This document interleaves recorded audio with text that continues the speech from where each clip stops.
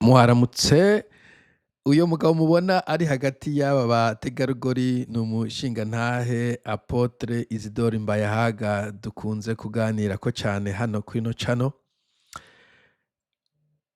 Observation imwe wokora ukurikije irya video na cane cane duhejeje kubona nuko icambere bibonekeza ko Uburundi atari ku gihugu ca mbere gikize uravye abantu bari gutamba mu kavu ahantu mu kasepa hari akakungugu, ibirato bari bambaye canke batari bambaye, impuzu barya abantu bari bambaye, biraboneka ko kandi budakize cane. Tunibukanya ko komine ya Mwaro iri mu makomine novuga mu Burundi ameze nk'amwe historiquement twubaha, urumva ko na kera bavuga ngo umuntu afise umwana i Mwaro ni ukuvuga niyo yifashe neza kumbura ugiye mu yandi makomine nk'ay'iwacu canke za Gisuru, za Biharo, mu za Kumoso urumva bibirengeje. Ico ni observation mugabo peu importe. Bon, iyindi observation ngize ubu ndiko ndaraba umenga hari abadame gusa muri iyo komine yiwe canke uwo mutumba wiwe, barya abagabo mbona nibaza ko ari aba sécurité, police canke je ne sais pas, mbona bari en uniforme umenga bafise n'inkoho. Yariyo na observation ya gatatu, igihugu kirabuze mu umutekano birengeye, umuntu agiye kwitoza kuba umukuru w'umutumba chef de colline afise abasirikare bashika 4 bamucunze. Ça c'est grave, ça c'est grave.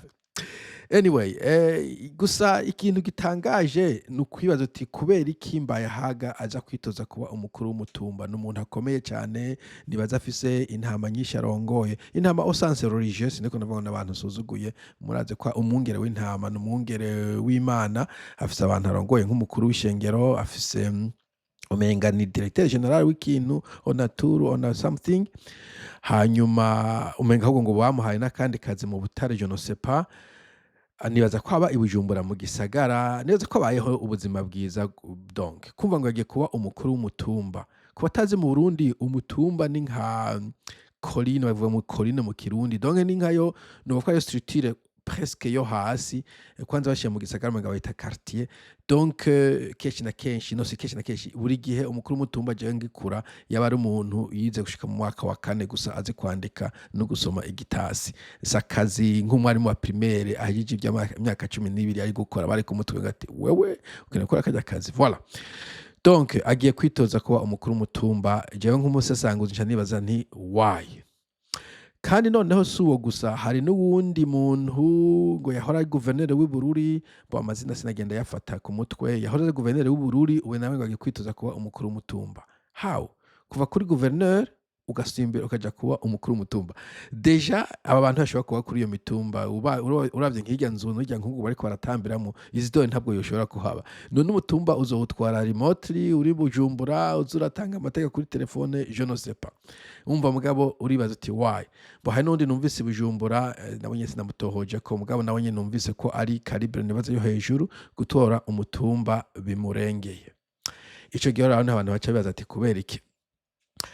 Okay, rero mu kurondera why numvise rumeur, inkuru, ibihuha bivuga yuko mu bisanzwe aba bantu babiri abo bantu batatu wanashaka bari kurondera kuba VP Vice President, icegera c'umukuru w'igihugu, icegera c'umukuru w'igihugu c'u Burundi, ari nomination ya president mugabo ifise amakondition.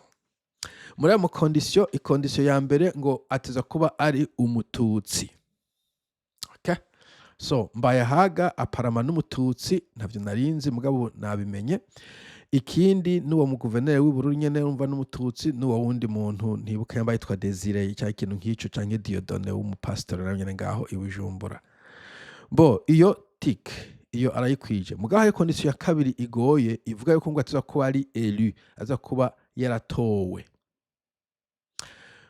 Bo ico gihe kandi gaca nguma nibaza kubera iki none niba bashaka kuhashira Mbayahaga canke uwo wundi muntu batari kumubwira kumushira kuri liste y'abitoje nk'abadepite, ivyo kameme birateye agateka, nta suspicion yobaho, sinuva igituma yoja gukora ikintu kiri ridicule kugira juste kuko sinumva nk'abantu bari kumurabwa uyu muntu ridicule kuba umukuru w'umutumba uri directeur general uri Bujumbura ubuse abasirikare bane bagucunze it doesn't make sense.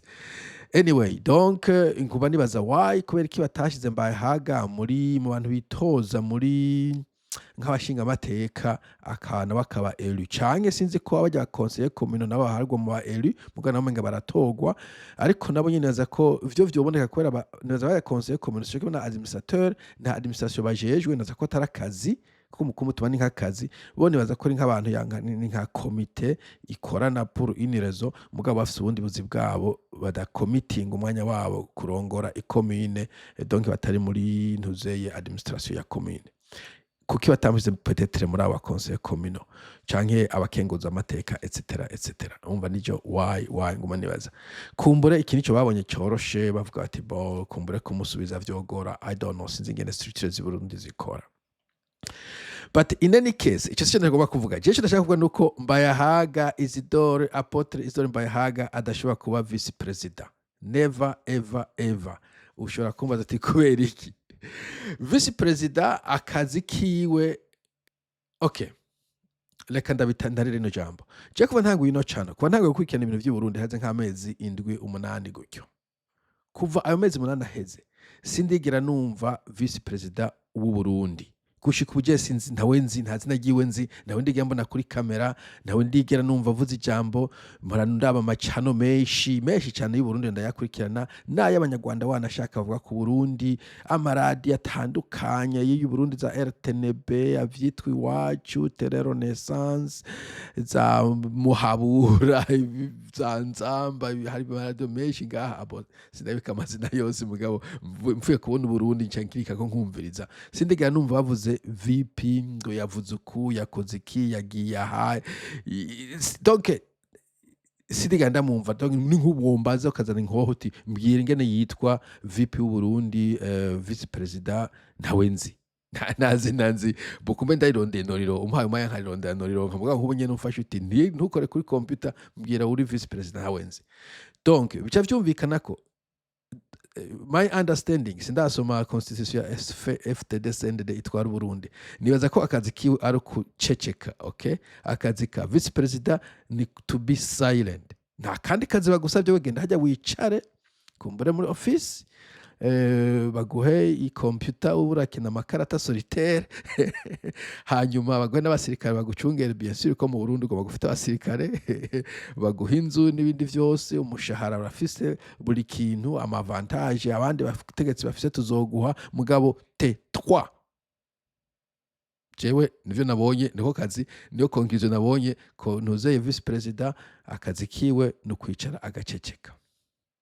Now back to Mbayahaga avuga too much narabivuze Mbayahaga avuga menshi ntashobora kuba vice president iyo quality yo kunuma ntayafise Mbayahaga no muri leader en fait Mbayahaga no muri leader urabona ko afise eglise sindabona inyigisho zo mu ngo abantu bishi bamukurikira Mbayahaga urabona ko ari mu celebrity kuri social media Mbayahaga ibintu bira kuri X abizi vyose amahendo yo kuri X yose arayazi umva yavuga amazina yose nigeze kumva avuga ngo mbwitukura mbaje yabambwa ngo ikintu cyo kuri X do Mbayahaga ari active kuri social media n'umugenzi en fait ni genzi ariko ari akuze donc pour cette raison ari disqualified ntashobora kuba vice president Mbayahaga wewe ntuzi kunuma uvuga too much ako kazi ntako woshobora akoze saki wawe weguma mu vyo arimo kumbura guhumbo umukuru w'umugambwe ico wogikora kuko umukuru w'umugambwe n'abanya aravuga cyane